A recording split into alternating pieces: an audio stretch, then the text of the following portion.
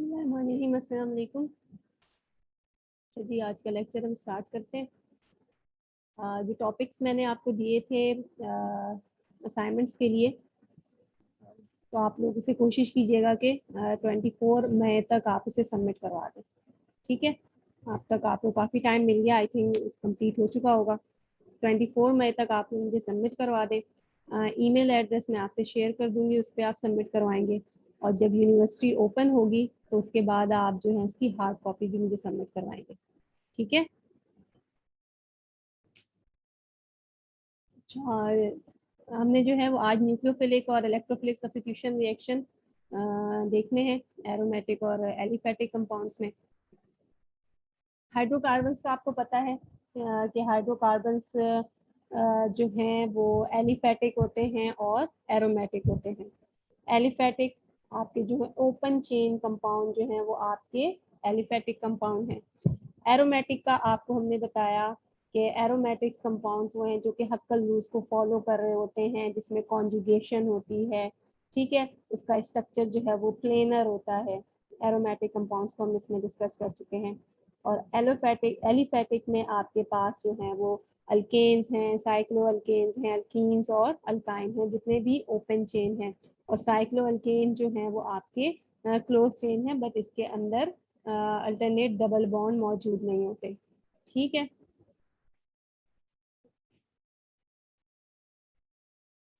Aliphatic compound या further आपकी आसानी के लिए मैंने मजीद इसको एक्सटेंड कर दिया था। An aliphatic compound is an organic compound containing carbon and hydrogen joined together in a straight chain, branch chain और नॉन एरोमेटिक रिंग। ठीक है जी, जो भी आपके साइक्लो अल्केन है वो नॉन एरोमेटिक रिंग्स हैं। ठीक है। Open chain compound that contain no rings are aliphatic. ठीक है, इसमें कोई रिंग्स नहीं है, वो एलिफेटिक है, ओपन चेन कहलाते हैं। अच्छा, whether they contain single double और triple bond, in other word they may be saturated और अनसैचुरेटेड। ठीक है, आपके जो एरोमेटिक कंपाउंड्स हैं वो आप उन्हें उसे क्या कहेंगे, सैचुरेटेड कहेंगे या फिर अनसैचुरेटेड कहेंगे? आप उन्हें अनसैचुरेटेड कहेंगे बिकॉज उसके अंदर जो है वो आपके पास डबल बॉन्ड्स मौजूद हैं। ठीक है, जो एरोमेटिक कंपाउंड है वो आपके सारे के सारे अनसैचुरेटेड ही होते हैं। सही है। और एलिफेटिक आपके कंपाउंड जो है वो सैचुरेटेड भी हो सकते हैं, जिसके अंदर कोई डबल बॉन्ड ना हो, जैसे कि अल्केन है या सिंपल साइक्लो अल्केन है जिसमें कोई डबल बॉन्ड ना हो। ठीक है। और जिसमें डबल बॉन्ड है या ट्रिपल बॉन्ड है, जो अल्कीन है या अल्काइन है, वो आपके अनसैचुरेटेड है। ठीक है, ये कुछ एग्जांपल्स हैं। आपको ऑलरेडी आपने इसके नोमेनक्लेचर भी किए हुए हैं, तो आप इसको बहुत अच्छी तरह से फेमिलियर होंगे इनसे। इथाइल थाइलीन है या आइसोऑक्टेन है, एसिटाइलीन है, ये सारे आपके एलिफेटिक कंपाउंड्स के एग्जांपल्स हैं। इसके अलावा भी बहुत सारी मौजूद हैं। मजीद इसको जो है वो एक इसमें आसानी के लिए आपके एलिफेटिक हाइड्रोकार्बन्स हैं विद ऑल सिंगल बॉन्ड। ठीक है, अल्केन्स हैं। अब वो साइकिल में है तो साइक्लो अल्केन है, विद डबल बॉन्ड अल्कीन है, विद ट्रिपल बॉन्ड अल्काइंस है। ठीक है।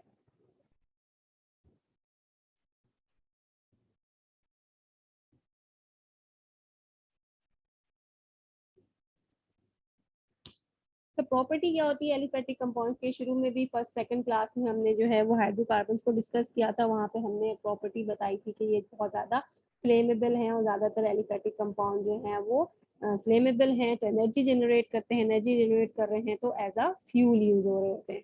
ठीक है, नेचुरल गैसेज हैं आपकी, मीथेन है, एसिटाइलिन है, सारी आपकी एज अ फ्यूल यूज हो रहे होते हैं। अच्छा, एरोमेटिक कंपाउंड्स का ये भी हमने देख लिया, दोबारा से थोड़ा सा recall. In inorganic chemistry, aromaticity is a property of the cyclic. आपको जब भी एरोमेटिक की बात करेंगे साइक्लिक होगा, प्लेनर होगा, structure with a ring of resonance, complete ring of resonance, half नहीं। ठीक है, अल्टरनेट डबल बॉन्ड मौजूद है लेकिन वो कंप्लीट रेजोनेंस में नहीं है, तो वो एरोमेटिक नहीं होंगे। अच्छा, जब भी रेजोनेंस में कोई चीज होगी तो वो उसकी स्टेबिलिटी को इन्हांस करेंगे। इस मीन्स कि जो एरोमेटिक कंपाउंड्स होते हैं वो मोर स्टेबल होते हैं। ठीक है। अच्छा, एरोमेटिक कंपाउंड्स को हम एरीन्स भी कहते हैं। सही है। अगर आप कभी सुने कि एरीन्स का वर्ड है, मीन्स के उसे हम उसके सिनोनिम्स के तौर पे यूज कर रहे होते हैं एरोमेटिक कंपाउंड्स के। एरोमेटिक वर्सेस द एरोमा, पहले जो है वो ये कंसीडर किया जाता था कि जितने भी एरोमेटिक कंपाउंड्स हैं उनमें एरोमा है, इसलिए उसके जो हैं वो एरोमेटिक नाम रख दिया गया। हालांकि ऐसा नहीं है। बहुत सारे जो हैं वो एरोमेटिक कंपाउंड्स हैं जिनमें सेंट नहीं है, कोई उसकी स्मेल नहीं होती है। सारे एरोमेटिक कंपाउंड ऐसे नहीं हैं जिनमें कोई एरोमा हो, तो इसलिए एरोमा का एरोमेटिक से कोई ताल्लुक नहीं है। ठीक है। अच्छा, organic chemistry the those that consist of a planar. जब भी एरोमेटिक की हम बात करेंगे हम कहेंगे प्लेनर है, हक्कल रूल को फॉलो कर रहा है और उसमें कॉन्जुगेशन है, यानी कि रेजोनेंस स्ट्रक्चर उसके हैं। सही है, वो एरोमेटिक है, उसका एरोमा से कोई ताल्लुक नहीं है। ठीक है। मैं थोड़ा फास्ट जा रही हूँ क्योंकि पिछले आपका वीक जो है वो लेक्चर जो है वो मिस हो गया था। लेकिन ये बड़ी आसान आसान सी चीज़ें हैं। अगर मैं इसमें टाइम स्पेंड करूँ, मैं तेज़ तेज़ ही बता दूँ तो आपको इजीली समझ आ जाएगा। लेकिन अगर आप समझते हैं कि लेक्चर आपको समझ नहीं आ रहा है तो हम इसकी लाइव क्लास भी अरेंज कर लेंगे जूम पे। ठीक है, ये रिकॉर्डेड क्लास है लेकिन अगर आप चाहेंगे तो हम इसकी लाइव क्लास भी ले लेंगे। ठीक है। अच्छा, technically aroma compounds include volatile inorganic compound. ज़्यादातर जो एरोमा जिनका होता है, जिनकी स्मेल होती है, फ्रेगनेंट होती है या फिर ऑर्डर होती है, वो इनऑर्गेनिक कंपाउंड्स की होती है with low molecular wait, can bind olfactory receptor. Olfactory receptors आपको पता होंगे, ये नोज के इनसाइड जो आपके रिसेप्टर्स होते हैं जो कि स्मेल को डिटेक्ट कर रहे होते हैं, इसको ऑल्फैक्टरी रिसेप्टर्स कहते हैं। ठीक है। आपने आई थिंक इंटर में आप लोगों ने किया होगा, हाइड्रोजन सल्फाइड की जो स्मेल होती है वो रॉटन एग लाइक स्मेल होती है। ठीक है। इसी तरह क्लोरीन गैस की स्मेल होती है जो कि पंजेंट स्मेल होती है ना। इसी तरह अमोनिया की एक स्मेल है, ये भी लेस और मोर और less pungent kind of smell होती है। ठीक है। ये सारे आपके इनऑर्गेनिक कंपाउंड।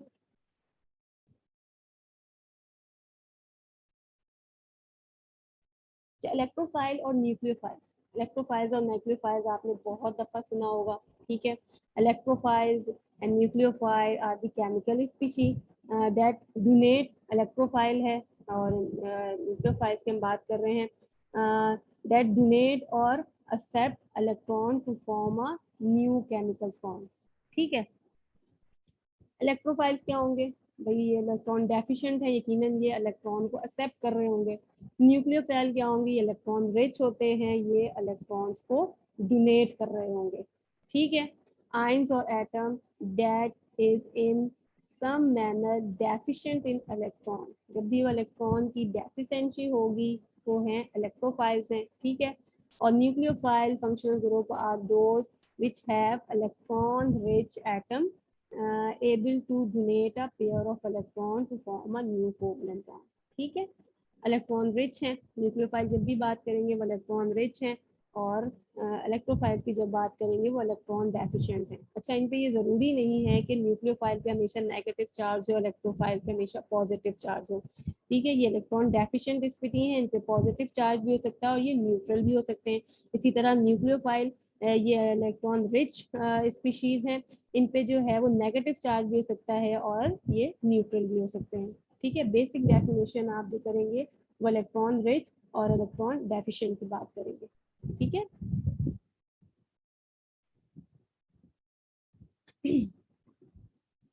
साइड पे एक विंडो शो हो रही है, पता नहीं क्यों शो हो रही है इसको।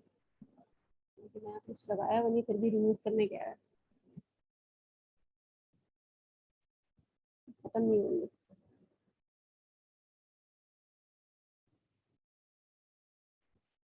चलें, ये डिसअपियर हो जाए फिर देखते हैं। डिसअपियर नहीं हो रही है ये। अच्छा, द केमिकल रिएक्शन हैपनिंग, यहाँ पे हम रेक्टिफाइड करें तो ठीक है। The chemical reaction happening between electron donor and acceptor. जब भी कोई केमिकल रिएक्शन होगा उसमें कोई ना कोई जो होगा वो इलेक्ट्रॉन डोनर होगा एक, और एक इलेक्ट्रॉन एक्सेप्टर होगा, तभी वहाँ पे बॉन्ड फॉर्मेशन होगी। ठीक है। There are the most important concept in organic chemistry, they have replace cationoid और एन आयनाइड। कैट आयनाइड की टर्म्स को और एन आयनाइड की टर्म्स को रिप्लेस कर दिया गया था इलेक्ट्रोफाइल्स और न्यूक्लियोफाइल्स से। ठीक है। कैट आयनाइड जो हम इलेक्ट्रोफाइल्स को कह सकते हैं, और एन आयन जो है वो हम न्यूक्लियोफाइल्स को कहते हैं, क्योंकि नेगेटिव चार्ज एन आयन के लिए जो हम कहते हैं वो नेगेटिव चार्ज कहते हैं, और कैट आयन जो होता है वो आपके पॉजिटिव चार्ज को कहते हैं। ठीक है।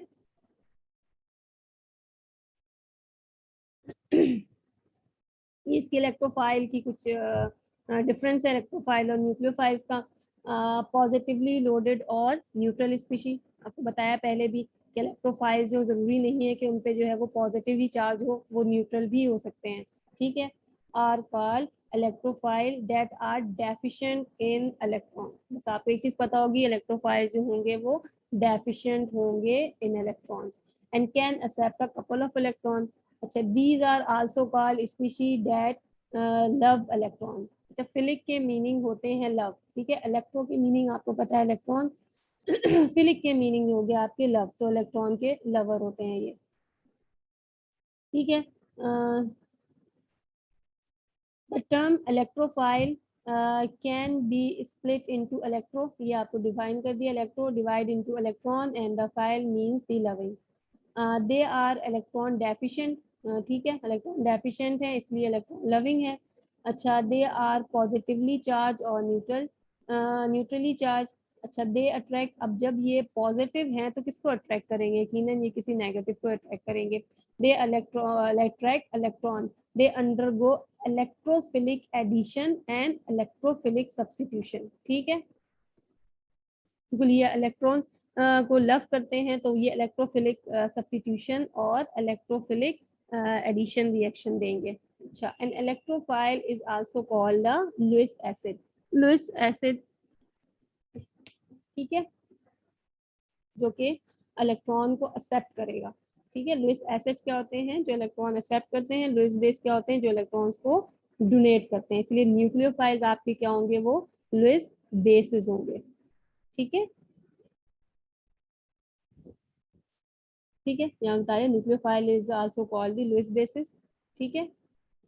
दे अच्छा, a nucleophile is a reagent comprises an unparalleled or a lone pair atom। ठीक है, lone pair of electrons उसके पास मौजूद होंगे।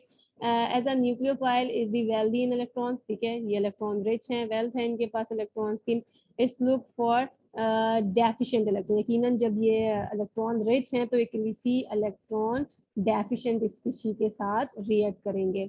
अच्छा, न्यूक्लियस मीन लविंग न्यूक्लियस। ठीक है, न्यूक्लियोफाइल्स के बेसिकली जो मीनिंग होते हैं वो loving nucleus. Nucleophile act as the Lewis basis.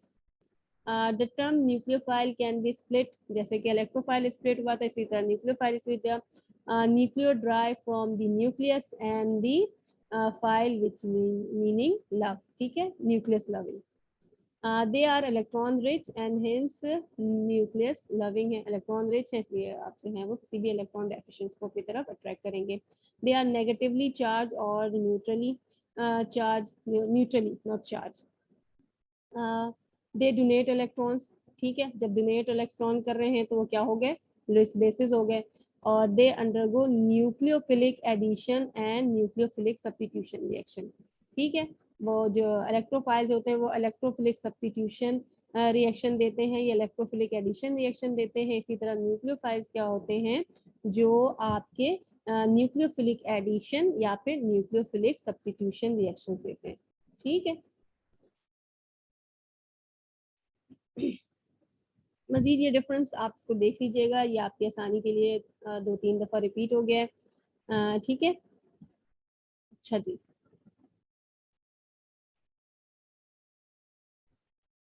What does the term nucleophilic substitution imply. अब न्यूक्लियोफिलिक सब्स्टिट्यूशन की हम बात कर रहे हैं तो वो है क्या। Nucleophile is an electron rich species, ये हमने देख लिया। अब न्यूक्लियोफिलिक सब्स्टिट्यूशन की हम बात कर रहे हैं कि न्यूक्लियोफिलिक वहाँ पर न्यूक्लियोफाइल किसी जो ग्रुप जो उसके साथ अटैच है उसको वो सब्स्टिट्यूट कर दे रहा है। ठीक है, ये एक न्यूक्लियोफाइल है, ये आपके पास ग्रुप है, ये एक लिविंग ग्रुप है। ठीक है, न्यूक्लियोफाइल ने इस पे अटैक किया और इसने इस ग्रुप को सब्स्टिट्यूट कर दिया। ठीक है, उसकी जगह पर आ गया। सब्स्टिट्यूट का क्या, डिस्प्लेस कर देना, जो उसके पास ग्रुप है उसकी जगह वो खुद आ गया, तो वो डिस्प्लेसमेंट रिएक्शन बेसिकली कहलाते हैं। अच्छा, nucleophilic substitution reaction occur when an electron rich species, ठीक है, ये इलेक्ट्रॉन रिच स्पीशीज है, the nucleophile react at an electrophilic saturated carbon atom. आप अगर देखें यहाँ पर जो Lg रिप्रेजेंट कर रहा है वो है लिविंग ग्रुप को, यानी कि जो ग्रुप छोड़कर जा रहा है। ठीक है, ये लिविंग ग्रुप जो आपका होता है वो यहाँ पर कोई इलेक्ट्रोनेगेटिव ग्रुप होता है। ठीक है, जिसकी इलेक्ट्रोनेगेटिविटी हाई होती है, तभी यहाँ पर जो है वो पार्शियल नेगेटिव और पार्शियल पॉजिटिव चार्ज बन रहा है। जब ये पार्शियल पॉजिटिव चार्ज हो रहा है तो ये एज अ इलेक्ट्रॉन डेफिशिएंट हो गया। ठीक है, जब ये इलेक्ट्रॉन डेफिशिएंट है और यहाँ पे हमारे पास न्यूक्लियोफाइल मौजूद है तो वो इलेक्ट्रॉन डेफिशिएंट स्पीशीज पे अटैक करेगा, बिकॉज ये जो है वो न्यूक्लियस लविंग है, इलेक्ट्रॉन डोनेटिंग है, तो ये किसी इलेक्ट्रॉन डेफिशिएंट ग्रुप पे ही अटैक करेगा। तो जब ये यहाँ अटैक करेगा ये लिविंग ग्रुप यहाँ से निकल जाएगा। ठीक है, डिस्प्लेस कर देगा बेसिकली।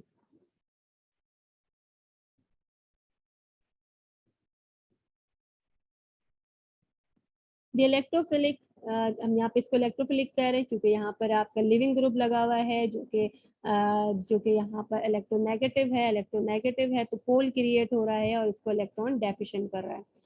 द इलेक्ट्रोफिलिक सी जो कार्बन है आपका can be recognise by the looking for a polar sigma bond. ठीक है, ये पोलर सिग्मा बॉन्ड आपका आ गया due to the presence of electronegative. ये आपका जो इलेक्ट्रोनेगेटिव ग्रुप मौजूद है, इलेक्ट्रोनेगेटिव यहाँ पर जो लिविंग ग्रुप है वो आपका जो है यहाँ पर आपके जो एल्डिहाइड्स हैं वो भी हो सकते हैं और आपके ऑक्सीजन भी हो सकता है और इसके अलावा भी लिविंग ग्रुप्स हो सकते हैं जो कि इलेक्ट्रोनेगेटिव हो। ठीक है, अच्छा, न्यूक्लियोफिलिक सब्स्टिट्यूशन रिएक्शन, क्योंकि न्यूक्लियोफिलिक हम कह रहे हैं कि न्यूक्लियोफाइल जो है वो ग्रुप को रिप्लेस कर रहा है, इसलिए हम कह रहे हैं न्यूक्लियोफिलिक सब्स्टिट्यूशन रिएक्शन। अगर इलेक्ट्रोफाइल इस ग्रुप को रिप्लेस कर रहा होता तो हम इसे कहते हैं इलेक्ट्रोफिलिक सब्स्टिट्यूशन रिएक्शन। ठीक है, are an important class of a reaction that allow the interconversion of the functional group। लेकिन यहाँ पर अगर कोई और ग्रुप मौजूद है, अब यहाँ पे दूसरा ग्रुप आ रहा है तो यहाँ पर फंक्शनल ग्रुप जो है वो चेंज हो जा रहा है। ठीक है, और particularly importance are the reaction of the alkyl halide and the alcohol. यहाँ पे अगर अल्काइल हेलाइड जो है वो आपके अल्कोहल में कन्वर्ट हो जाते हैं, यानी कि हेलाइड जो फंक्शन ग्रुप है वो आपको कन्वर्ट हो गया आपके अल्कोहल में। ठीक है, अल्कोहल जो है वो बहुत अच्छा लिविंग ग्रुप नहीं है। हेलाइड्स आपके अच्छे लिविंग ग्रुप हैं क्योंकि इसका इलेक्ट्रोनेगेटिविटी का डिफरेंस ज़्यादा है तो ये अच्छे लिविंग ग्रुप है। इसका इलेक्ट्रोनेगेटिविटी का डिफरेंस बहुत ज़्यादा नहीं है तो इसको डिफरेंस को बढ़ाने के लिए हम यहाँ पर इसको क्या करते हैं, अल्कोहल के साथ टोसाइल ग्रुप ऐड कर देते हैं और ये इसके बाद जो है वो जब टोसाइल ग्रुप इसके साथ अटैक हो जाता है तो ये आपके गुड लिविंग ग्रुप में OH कन्वर्ट कर दिया जाता है। ठीक है, for alcohol the range of substitution reaction possible can be increased by utilizing the tosylate। ठीक है, यानी कि O को OH को हमने जो है वो H को रिप्लेस करके टोसाइल ग्रुप यहाँ पर ऐड कर दिया है। ठीक है, alternative method of converting the OH to a better leaving group. ठीक है, अगर आपसे कभी कहा जाए कि भाई अल्कोहल को बेटर लिविंग ग्रुप बनाने के लिए हम क्या करेंगे तो हम उसे टोसाइलेट से एक्सचेंज कर देंगे। ठीक है, अच्छा, अभी हम न्यूक्लियोफिलिक सब्स्टिट्यूशन रिएक्शंस की बात कर रहे हैं तो न्यूक्लियोफिलिक सब्स्टिट्यूशन रिएक्शन जो है वो आपके दो तरह के होते हैं, एक SN1 है और एक SN2 है। बेसिकली जो ये SN1 और SN2 की हम बात कर रहे हैं ये मैकेनिज्म्स हैं, यानी किस मैकेनिज्म्स के थ्रू आपके पास ये प्रोडक्ट फॉर्म हो रही है। ठीक है, न्यूक्लियोफाइल आप पे किस तरह अटैक कर रहा है या क्या आपकी कार्बोकैटाइन बन रही है या नहीं बन रही है, जो प्रोडक्ट आपके पास एंड प्रोडक्ट आ रही है वो किस मैकेनिज्म्स के थ्रू आ रही है, आइदर वो SN1 के थ्रू आ रही है या फिर SN2 के थ्रू आ रही है। तो पहले हम SN1 को डिस्कस कर लेते हैं।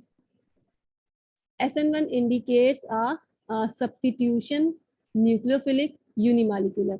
एस आपका जो है वो रिप्रेजेंट कर रहा होता है सब्स्टिट्यूशन रिएक्शंस को, ठीक है। सब्स्टिट्यूशन बेसिकली हम इसे करते हैं न्यूक्लियोफिलिक यूनिमॉलिक्यूलर सब्स्टिट्यूशन रिएक्शन, ठीक है। Nucleophilic unimolecular substitution reaction describe by the expression, इसका जो रेट एक्सप्रेशन है वो के और आर एलजी। एलजी ये जो है वो सबस्ट्रेट जो आपका इनिशियल मटेरियल है उसको रिप्रेजेंट कर रहा होता है, ठीक है।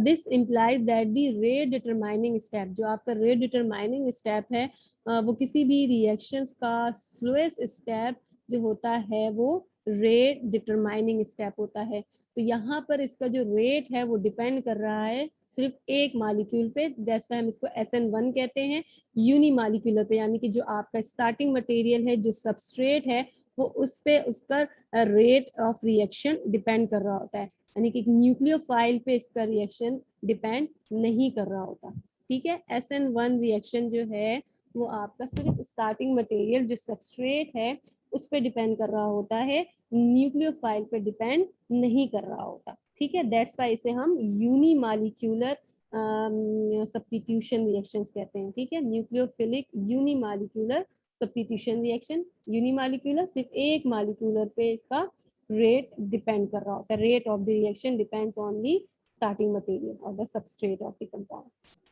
ठीक है। फर्स्ट स्टेप जो होता है जो लिविंग ग्रुप है जो आपका जो लीव कर रहा होता है और कार्बोकैटाइन फॉर्म होता है। कार्बोकैटाइन किसे कहते हैं, जब कार्बन पे जो है वो 3 बॉन्ड हो और एक बॉन्ड यहाँ से निकल जाए तो इस पे पॉजिटिव चार्ज आ जाता है, इसको हम कार्बोकैटाइन कहते हैं, ठीक है। और ये लिविंग ग्रुप निकल गया। अच्छा, ये जो स्टेप होता है वो स्लो स्टेप होता है और रेट डिटरमाइनिंग स्टेप है। स्लो स्टेप 1 जो होता है वो स्लो होता है, लॉस ऑफ लिविंग ग्रुप, ठीक है, to generate a carbocation intermediate, ठीक है। ये जो आपके पास ये फॉर्म हो रहा है ये इंटरमीडिएट है, ये ट्रांजिशन स्टेट नहीं है, ये इंटरमीडिएट है, ठीक है। ये जो बॉन्ड टूट रहा होगा वो हम कहेंगे ट्रांजिशन स्टेट है। देन फिर आपका जो सेकंड स्टेप जो होता है, जब कार्बोकैटाइन फॉर्म हो चुकी होती है तो जो न्यूक्लियोफाइल मौजूद होता है वो रैपिडली आपके कार्बोकैटाइन पे अटैक कर देता है। Rapid attack of a nucleophile on the electrophilic carbocation to form a new sigma bond, ठीक है। सबसे पहले आपका लिविंग ग्रुप जो है वो यहाँ से लीव करेगा, जब लिविंग ग्रुप यहाँ पे लीव करेगा तो हमारे पास कार्बोकैटाइन फॉर्म होगी। ये जो प्रोसेस है, जो लिविंग ग्रुप यहाँ से बॉन्ड ब्रेकिंग का प्रोसेस है, ये है स्लो स्टेप है और रेट ऑफ रिएक्शन SN1 का इसी पे ही डिपेंड कर रहा होता है, ठीक है। सेकेंड स्टेप, जब आपका कार्बोकैटाइन जो इंटरमीडिएट है वो फॉर्म हो जाती है तो न्यूक्लियोफाइल जो है वो रैपिड उस पर अटैक करता है, ठीक है, और न्यू सिग्मा बॉन्ड आपके पास फॉर्म हो जाते हैं। अच्छा, SN1 रिएक्शन जो है वो मल्टी स्टेप रिएक्शन, आपने देखा कि मल्टी स्टेप है। पहले आपका एक बॉन्ड टूट रहा है, ठीक है, यहाँ पर हम कहें कि ये वाला बॉन्ड जो है वो टूट रहा है, तो ये ट्रांजिशन स्टेट 1 हो गई आपकी। पहले हमारा स्टार्टिंग मटेरियल, ये हमारा जो है वो स्टार्टिंग मटेरियल है, ठीक है। ये स्टार्टिंग मटेरियल यहाँ से स्टार्ट हुआ, ये स्टार्टिंग मटेरियल हमारे पास है, ठीक है। ट्रांजिशन स्टेट आपकी ये ट्रांजिशन स्टेट है जहाँ पर पहला जो बॉन्ड है वो टूट रहा है। फिर इंटरमीडिएट जो आपकी कार्बोकैटाइन जो फॉर्म हो रही है वो इंटरमीडिएट आपकी फॉर्म हो गई। सेकंड, आपका जो बॉन्ड बन रहा है, जो न्यूक्लियोफाइल आपके कार्बोकैटाइन पर रिएक्ट कर रहा है फिर बॉन्ड बना रहा है, ये हमारी सेकंड इंटरमीडिएट फॉर्म हो गई। देन आपके पास जो है वो प्रोडक्ट फॉर्म हो गई, ठीक है। मल्टी स्टेप रिएक्शन है, वी हैव इंटरमीडिएट्स, ठीक है, जरूरी नहीं यहाँ पर एक ही इंटरमीडिएट्स बने। SN1 रिएक्शन वो रिएक्शंस होते हैं जिसमें मोर देन 1 इंटरमीडिएट्स भी फॉर्म होंगे और ट्रांजिशन स्टेट्स भी फॉर्म होंगी, ठीक है। ये नहीं कि सिर्फ एक ही ट्रांजिशन स्टेट फॉर्म होगी या एक ही इंटरमीडिएट फॉर्म होगा। ये जो है वो सिंपल रिएक्शन है, दैट्स वाई इसमें जो है हमने एक ही इंटरमीडिएट फॉर्म हुआ है और 2 ट्रांजिशन स्टेट इसमें फॉर्म हुई है। Multi-step reaction have intermediate and several transition states. In an SN1, there is loss of living group generate an intermediate carbocation. ठीक है, ये आपकी कार्बोकैटाइन फॉर्म हो रही है, which is then undergo rapid reaction पे जाएगी, इस पे आपका इलेक्ट्रो न्यूक्लियोफाइल उस पे अटैक करेगा और न्यू सिग्मा बॉन्ड फॉर्म करेगा। ठीक है, अच्छा, इन SN वन रिएक्शन अगर हम देखें, द रेट डिटरमाइनिंग स्टेप हमने क्या कहा कि लॉस ऑफ लिविंग ग्रुप जो है वो हमारा रेट डिटरमाइनिंग स्टेप है। ठीक है, फिर उसके to form an intermediate carbocation, carbocation जितनी ज्यादा स्टेबल होगी, जो इंटरमीडिएट हमारा फॉर्म हो रहा है वो जितना ज्यादा स्टेबल होगा, the more stable the carbocation is, the easier is to form the and the faster the SN1 reaction होगी। जितनी आपकी कार्बोकैटायन जो इंटरमीडिएट आपका जो फॉर्म हो रहा है वो जितना स्टेबल होगा उतना ही ज्यादा आपकी प्रोडक्ट फॉर्म होगी क्विकली। ठीक है, यहाँ पर आप जो हैं वो बहुत सारे स्टूडेंट जो हैं वो इसमें कंफ्यूज हो जाते हैं कि स्टेबल है तो वो रिएक्शन कैसे करेगा। हम यहाँ पर स्टेबल स्टार्टिंग मटेरियल की बात नहीं कर रहे, हम किसी कंपाउंड की बात नहीं कर रहे, हम यहाँ पर इंटरमीडिएट की बात कर रहे हैं। इंटरमीडिएट फॉर्म होगी, स्टेबल होगी, तभी तो वो प्रोडक्ट फॉर्म करेगी। ठीक है, अगर वो स्टेबल ही नहीं होगी, अगर फॉर्म ही नहीं होगी इंटरमीडिएट, तो प्रोडक्ट कैसे फॉर्म करेगी। ठीक है, the only event in the rate determining step of the SN1 is breaking the carbon or living group का जो bond है. There is a very strong dependence of the nature of the living group. ठीक है, living group का जो nature है वो SN1 में बड़ा ही important है। The better the leaving group, यानी कि अभी आपने देखा था कि मैंने आपको शुरू में बताया था कि अगर वहाँ पे हेलोजेंस लगे हुए हैं तो वो बेटर लिविंग ग्रुप है as compare to alcohol. Alcohol को हमें गुड लिविंग ग्रुप बनाने के लिए हमने उसके साथ टोसाइल ऐड कर दिया तो वो गुड लिविंग ग्रुप बन गया। ठीक है, जितना अच्छा लिविंग ग्रुप होगा उतने अच्छा हमारे पास इंटरमीडिएट फॉर्म होगा। ठीक है, तो जो SN1 रिएक्शन है वो आपके लिविंग ग्रुप पे डिपेंड करता है। The better the leaving group the faster the SN1 reaction will be. ठीक है, अच्छा, अब न्यूक्लियोफाइल की अगर हम बात करें, जो SN1 रिएक्शन है हमने कहा यूनिमॉलिक्यूलर रिएक्शन है, तो ये आपकी न्यूक्लियोफाइल जो सेकंड सबस्ट्रेट है वो उस पर डिपेंड नहीं करता। Since the nucleophile is not involve in rate determining step, ठीक है, ये रेट डिटरमाइनिंग स्टेप में इन्वॉल्व ही नहीं है, तो ये आपके SN1 रिएक्शंस के लिए अनइम्पॉर्टेंट है। कोई वीक न्यूक्लियोफाइल भी होगा तो भी चलेगा। ठीक है, जरूरी नहीं कि यहाँ पे कोई स्ट्रॉन्ग न्यूक्लियोफाइल हो तभी रिएक्शन होगा, ऐसा नहीं है। जब कार्बोकैटाइन फॉर्म हो गई, वो इलेक्ट्रॉन डेफिशिएंट स्पीशी फॉर्म हो गई, तो कोई भी न्यूक्लियोफाइल होगा वो अटैक करेगा उसको। ठीक है,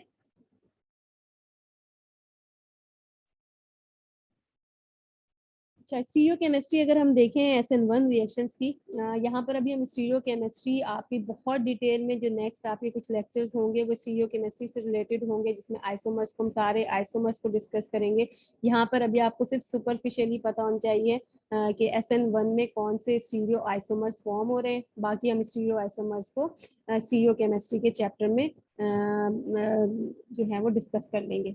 ठीक है, इन SN1 रिएक्शन अब प्लेनर जो कार्बोकैटाइन जो जनरेट हो रहा है ना, वो प्लेनर स्ट्रक्चर है उसका। प्लेनर स्ट्रक्चर क्या होगा, अगर आप ये जो पिक्चर देख रहे हैं, अगर आप देखें ये पेज पर बना हुआ है तो ये प्लेनर स्ट्रक्चर है। ठीक है, अगर ये पेज से बाहर निकल रहा होता तो वो प्लेनर नहीं होता। सही है, यानी प्लेनर स्ट्रक्चर है, जो कार्बोकैटाइन का जो स्ट्रक्चर है वो प्लेनर स्ट्रक्चर है। ठीक है, प्लेनर स्ट्रक्चर है तो इसका मतलब है कि न्यूक्लियोफाइल आपके दोनों साइड से अटैक कर सकता है, यहाँ से भी अटैक कर सकता है, यहाँ से भी अटैक कर सकता है। ठीक है, जब दोनों जगह से वो अटैक कर सकता है तो हमारे पास जो प्रोडक्ट फॉर्म होती है वो रेजिमिक मिक्सचर फॉर्म होती है। रेजिमिक मिक्सचर जो है बेसिकली 50-50% ऑफ टू आइसोमर्स होते हैं, टू स्टीरियो आइसोमर्स होते हैं। ठीक है, अभी आप सिर्फ ये समझ लें कि यहाँ पे हमारे पास रेजिमिक मिक्सचर फॉर्म होता है। रेजिमिक मिक्सचर क्या होता है, बेसिकली 50-50% होता है टू स्टीरियो आइसोमर्स का। ठीक है, 50% ये 50% ये। और स्टीरियो आइसोमर्स बेसिकली आपको आइसोमर्स के बारे में मैं थोड़ा सा बता दूं कि आइसोमर्स क्या होते हैं, जिनका मॉलिक्यूलर फार्मूला जो होता है वो सेम होता है लेकिन उनकी कनेक्टिविटी डिफरेंट होती है। ये हो गया आपके आइसोमर। स्टीरियो आइसोमर्स क्या होते हैं कि इनका मॉलिक्यूलर फार्मूला भी सेम होता है और इनकी कनेक्टिविटी भी सेम होती है। आप देखें यहाँ पे कनेक्टिविटी भी इनकी सारी सेम है, इसी कार्बन से मिथाइल अटैच है, इसी से इथाइल है, H और न्यूक्लियोफाइल है। ठीक है, इसी कार्बन से तमाम चीजें अटैच है, सही है। लेकिन इनकी ओरिएंटेशन यानी कि स्पेस में जो इनकी ओरिएंटेशन है वो डिफरेंट है। ठीक है, स्टीरियो आइसोमर्स क्या होते हैं, जिनकी स्पेशल अरेंजमेंट जो होती है वो चेंज होती है। आप ये देखें यहाँ पर ये अप साइड है और यहाँ पर डाउन है। ठीक है, समझ आई। जब आप इसको भी हम फर्दर स्टीरियो केमिस्ट्री में पढ़ेंगे तो फिर आपको ये डिटेल में समझ आ जाएगा। अभी आप सिंपल ये समझ लें कि यहाँ पर जो कार्बोकैटाइन फॉर्म हो रही है वो जो है वो प्लेनर स्ट्रक्चर है। प्लेनर स्ट्रक्चर है तो न्यूक्लियोफाइल आपके बोथ साइड से अटैक कर सकते हैं, बैक साइड से भी अटैक कर सकते हैं और फ्रंट साइड से भी अटैक कर सकते हैं। और यहाँ पर जो आपके पास प्रोडक्ट फॉर्म होगी वो आपकी रेजमिक मिक्सचर होती है कि 50% आपका एक आइसोमर होगा, 50% आपका दूसरा आइसोमर होगा। ठीक है, अच्छा जो कि हमारे अब अच्छा अभी हमने कहा कि जो आपके SN1 रिएक्शन है वो जो आपके साथ जो लिविंग ग्रुप लगा हुआ है वो उस पर भी डिपेंड कर रहा है, और दूसरा आपके वो सॉल्वेंट पे भी डिपेंड कर रहा होता है कि कितना अच्छा आपका पोलर या फिर प्रोटेक्ट सॉल्वेंट वहां पर यूज किया जा रहा है। क्योंकि कार्बोकैटाइन जो फॉर्म हो रही है वो पोलर है ना, उसमें पोल है, तो इसलिए उसमें जो पोलर सॉल्वेंट अगर हम यूज करेंगे तो वो कार्बोकैटाइन को स्टेबलाइज करेगी। ठीक है, इसका मैकेनिज्म हम देख लेते हैं। SN1 mechanism for the reaction of alcohol with HBr। यहाँ पर आप कोई भी HCl भी ले लें, HI ले लें, ठीक है, हम यहाँ पर HBr दिया हुआ है।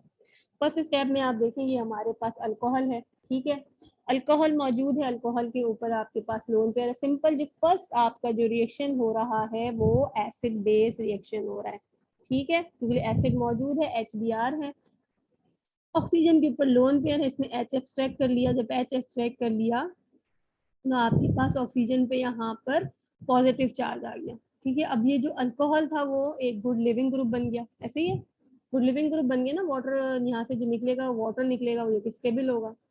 जब यहाँ से वाटर मॉलिक्यूल जो है वो निकला तो यहाँ पे कार्बोकैटाइन जनरेट हो गई। सही है, कार्बोकेटाइन जनरेट हुई। अब आपके पास न्यूक्लियोफाइल कौन सा मौजूद है, Br। ठीक है, HBr, H पे पॉजिटिव था, Br पे नेगेटिव था। H यहाँ पर आ गया, तो यहाँ से वाटर मॉलिक्यूल बना के निकल गया। अब Br पे जो नेगेटिव चार्ज है, ये जो रिएक्शन होगा वो रैपिड रिएक्शन है। ठीक है, ये आपका रेट डिटरमाइनिंग है, SN1 रिएक्शन है, जो बॉन्ड ब्रेकिंग स्टेप है आपका। जो लिविंग ग्रुप लीव कर रहा है, बॉन्ड ब्रेक हो रहा है, ये आपका रेट डिटरमाइनिंग स्टेप है। और जब भी बॉन्ड ब्रेक हो रहा होता है तो वो उसको एनर्जी चाहिए होती है, इसीलिए उसको एंडोथर्मिक रिएक्शंस कहते हैं। ठीक है, एंडोथर्मिक रिएक्शंस है यानी कि उसको एनर्जी चाहिए, एनर्जी एब्जॉर्ब हो रही है, ये आपका एंडोथर्मिक रिएक्शंस है। और स्लो स्टेप है, स्लो रिएक्शंस है, तो ये रेट डिटरमाइनिंग स्टेप है। जब आपकी कार्बोकैटाइन यहाँ पर फॉर्म हुई, कार्बोकैटाइन फॉर्म हुई तो आपके पास जो न्यूक्लियोफाइल Br ब्रोमाइड आयन जो मौजूद था उसने यहाँ पर इस पे अटैक कर दिया। ठीक है, और आपके पास जो है यहाँ पे ब्रोमिनेशन हो गई। ठीक है, attack of the nucleophilic bromide ion on the electrophilic carbocation create the alkyl bromide. ठीक है, ये आपका SN1 के थ्रू, क्योंकि यहाँ पे कार्बोकैटाइन फॉर्म हो रही है इसलिए हम इसने कहा कि ये SN1 रिएक्शंस के थ्रू हुआ है, SN1 मैकेनिज्म्स के थ्रू हुआ है। ठीक है,